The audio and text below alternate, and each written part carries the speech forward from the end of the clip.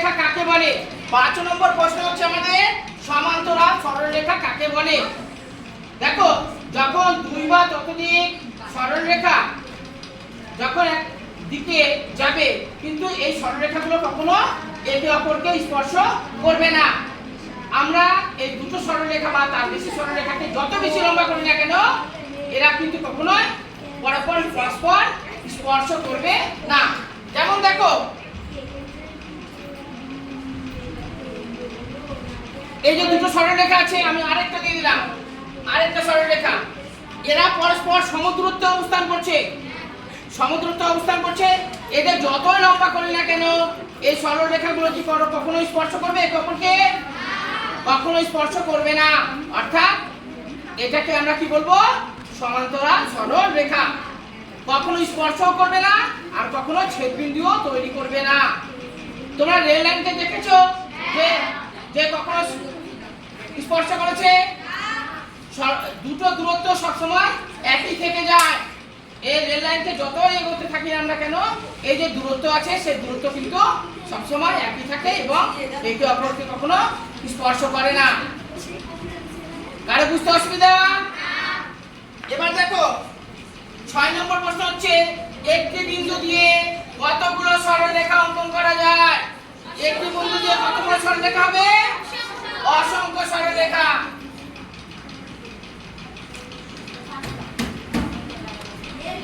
অসংখ্য সরলরেখা। হাতের লেখা বুঝতে অসুবিধা হচ্ছে বাবা?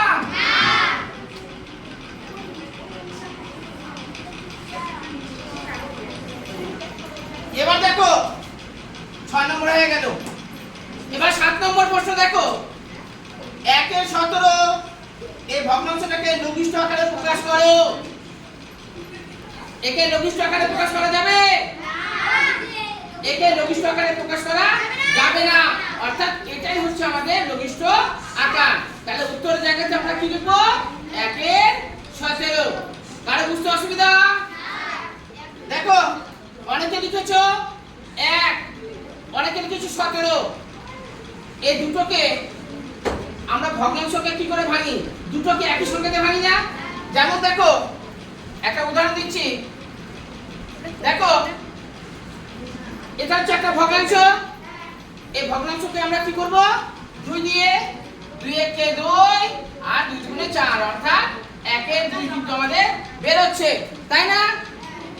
এবার এই যে 7 নম্বর প্রশ্ন রয়েছে, 7 নম্বর প্রশ্নে 1/17, এই একটাকে আমরা 17 দিয়ে ভাগ করতে পারবো? এই 17কে ভাগ করতে পারবো, কিন্তু দুটো সংখ্যাকে আমরা একই সংখ্যা দিয়ে ভাগ করতে হবে। এখানে কিন্তু সম্ভব নয়, তাই না? এই জন্য আমাদের উত্তর কি হবে? এই 1/17 কিন্তু আমাদের উত্তর হবে। কারো বুঝতে অসুবিধা বাবা? অসুবিধা নেই। এবার দেখো, 0.5 আর 0.05 কোনটি ছোট? এখানে বলা হয়নি যে বড় থেকে ছোট বা ছোট থেকে বড়। কি দেওয়া আছে এখানে? ছোট কোনটা, ছোট কোনটা। এবার আমরা কি করব? এটাকে একটু উঠিয়ে দিই, কালার একটু চেঞ্জ করে দিচ্ছি। কোন কালার? ব্লু। ব্লু বলতে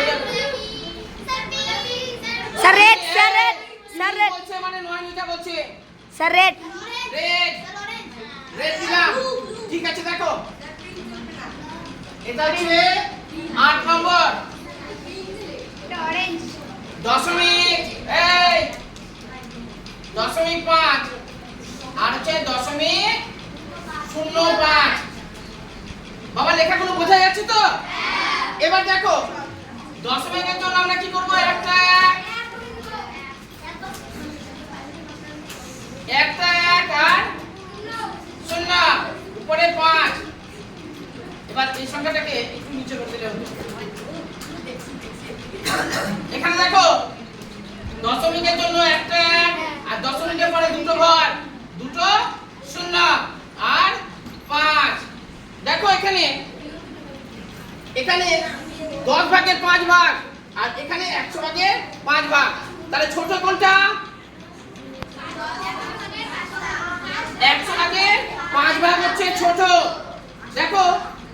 হয়তো লিখেছো এইভাবে, এটাকে তোমরা উত্তর দিয়েছো। উত্তর এটা হবে না, উত্তর হচ্ছে আমাদের ছোট কোনটা? তাহলে ছোট হবে, ছোট হবে 0.05। কারো কি বুঝতে অসুবিধা মনে হচ্ছে কিছু? কারো বুঝতে অসুবিধা মনে হচ্ছে? আমি আবার রিপিট করছি, দেখো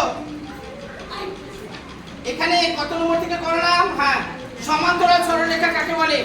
যখন দুই বা ততোধিক সরলরেখা এদের যতই বিস্তৃত করা হোক না কেন, এরা কখনো একে অপরকে স্পর্শ করে না এবং এদের মধ্যে যে দূরত্ব রয়েছে এটা সবসময় দূরত্বটা একই থাকে। এটাকেও আমরা বলতে পারি সমান্তরাল সরল রেখা, যেমন রেল লাইন। তারপরে বলছে 6 নম্বর হচ্ছে একটি বিন্দু দিয়ে কতগুলো সরলরেখা অঙ্কন করা যাবে? একটি বিন্দু দিয়ে অসংখ্য সরলরেখা অঙ্কন করা যাবে। তারপর হচ্ছে 7 নম্বর। 7 নম্বর হচ্ছে 1/17। এটাই হচ্ছে লঘিষ্ঠ আকার, একে কিন্তু কখনো ভাঙা যাবে না। তারপরে হচ্ছে 8 নম্বর 0.5 আর 0.05। কোনটা বড় কোনটা ছোট? আর আমরা কি করলাম? অঙ্ক করলাম। অনেকে কিন্তু অঙ্ক করনি, অঙ্ক করে দেখাতে হবে, অঙ্ক না করে দেখালে হবে না। বোঝা গেছে? এখানে দেখো 0.5 অর্থাৎ দশমিকের জন্য দশমিকের পরে দশমিকের জন্য একটা 1 আর দশমিকের পরে একটা ঘর আছে বলে আমরা 5 শূন্য লিখলাম, অর্থাৎ 10/5। আর নিচে হচ্ছে 0.05 ছিল, সেই জন্য আমরা দশমিকের জন্য একটা 1 বসেছি আর দশমিকের পরে দুটো ঘর আছে বলে আমরা একের পাশে দুটো শূন্য বসালাম। কারো বুঝতে অসুবিধা? আর উত্তর দেখার জন্য আমরা কি করব? মূল যে আমাদের অংশ আছে অর্থাৎ অঙ্ক, ওটা লিখতে হবে, অর্থাৎ 0.05। এটা হচ্ছে আমাদের ছোট।